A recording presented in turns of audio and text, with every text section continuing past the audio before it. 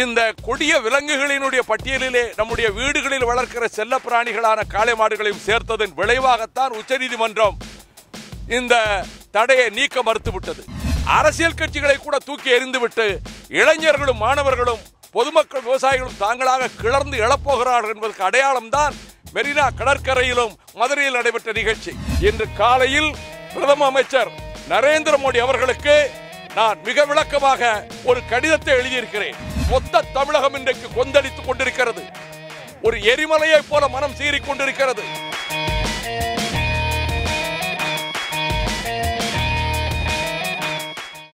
ஜல்லிக்கட்டு தமிழர்களினுடைய பல்லாயிரக்கணக்கான ஆண்டுகளான கலாச்சார அடையாளம், ஏறு தழுவுதல் அடையாளம் சங்க காலத்திலிருந்து இருந்து வருகிறது.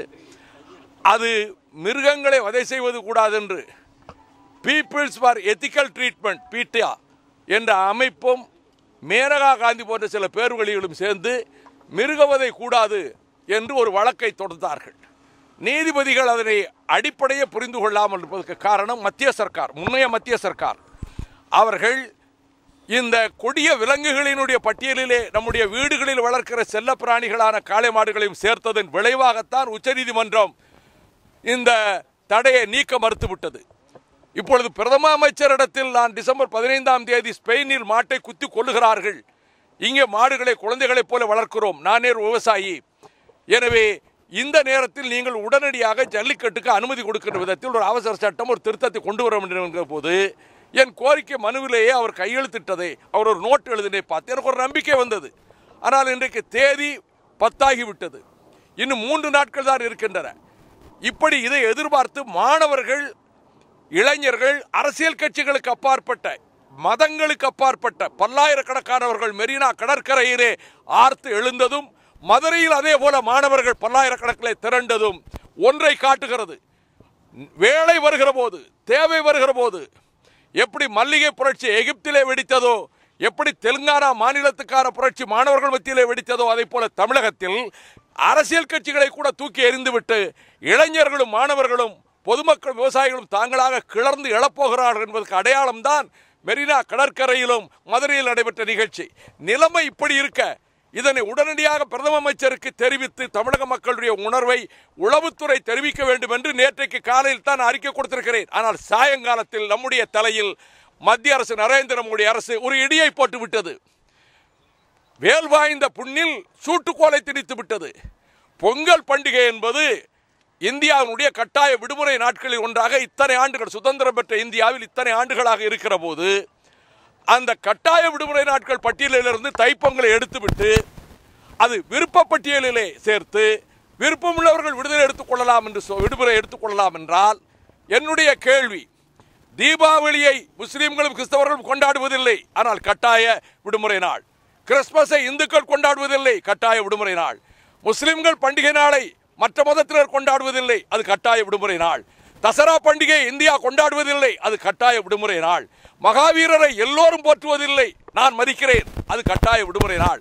ஆயிரக்கணக்கான ஆண்டுகளாக நாங்கள் கொண்டாடி வருகிற தைப்பொங்கல் விழாவை, திருநாளை கட்டாய விடுமுறை நாள் பட்டியலிலிருந்து எடுத்து நீங்கள் விருப்ப பட்டியலில் சேர்த்ததன் மூலம் இது தமிழ்நாட்டினுடைய நாகரிகத்தின் மீதும் தமிழ்நாட்டின் பண்பாட்டின் மீதும் இந்த தேசிய இனத்தின் மீதும் தொடுக்கப்பட்ட தாக்குதல்.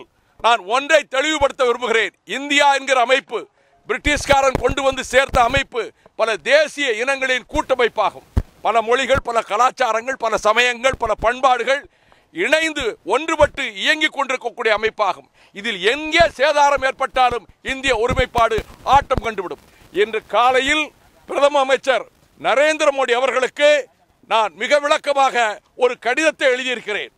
நீங்கள் ஜல்லிக்கட்டுக்கு தடையை நீக்க வேண்டும் என்று நாங்கள் எதிர்பார்த்து கொண்டிருக்கிற நேரத்தில் தைப்பொங்கல் திருவிழாவையே நீங்கள் கட்டாய விடுமுறை நாள் பட்டியலிருந்து எடுத்தது எங்களுக்கு தாங்க முடியாத வேதனையை ஏற்படுத்தியிருக்கு. மொத்த தமிழகம் இன்றைக்கு கொந்தளித்துக் கொண்டிருக்கிறது. ஒரு எரிமலையை போல மனம் சீறிக் கொண்டிருக்கிறது. உடனடியாக நீங்கள் நடவடிக்கை எடுத்து நேற்று போட்ட அந்த உத்தரவை திரும்ப பெற்று அதுக்கு முன்பிருந்த ஸ்டேட்டஸ்கோ, இதுவரை இருந்த நிலையை நீங்கள் ஏற்படுத்தி கொடுக்க வேண்டும். இல்லாவிட்டால் நிலைமை விபரீதமாகிவிடும் என்று பிரதம அமைச்சருக்கு இன்று காலையில் ஒரு கடிதம் அனுப்பி, அது மின்னஞ்சலிலே, தபாலில் போக தாமதமாக மின்னஞ்சலிலே சொல்றது மட்டுமல்ல, பிரதம அமைச்சருடைய செயலகத்தில் இருக்கக்கூடிய முக்கிய அதிகாரியிடம் என்னுடைய இமெயிலை உடனடியாக, அவர் டெல்லியிலே குஜராத்தில் இருக்கிறார், என்னுடைய இமெயிலை அவருடைய பார்வைக்கு கொண்டு போங்கள். இட் இஸ் வெரி இது ஒரு மிகப்பெரிய எமர்ஜென்சி, ஒரு அர்ஜென்சியை பொறுத்தது என்று நான் தெரிவித்திருக்கிறேன். இதை மாற்றாவிட்டால், இந்த உத்தரவை திரும்ப பெறாவிட்டால் நான் மத்திய சர்க்காருக்கு இங்கே இருக்கக்கூடிய ஐபி மூலம் தெரிவித்துக் கொள்கிறேன். பொறுமை கடலினும் பெரிதுதான், சாது மிரண்டால் காடு கொள்ளாது என்பார்கள். தமிழர்கள் மிக பொறுமையாக இருக்கிறார்கள். எல்லை மீறி செல்கிற நிலைமை ஏற்பட்டால் அதற்கு மத்திய சர்க்கார் தான் முழு பொறுப்பு என்று நான் தெரிவித்துக் கொள்கிறேன்.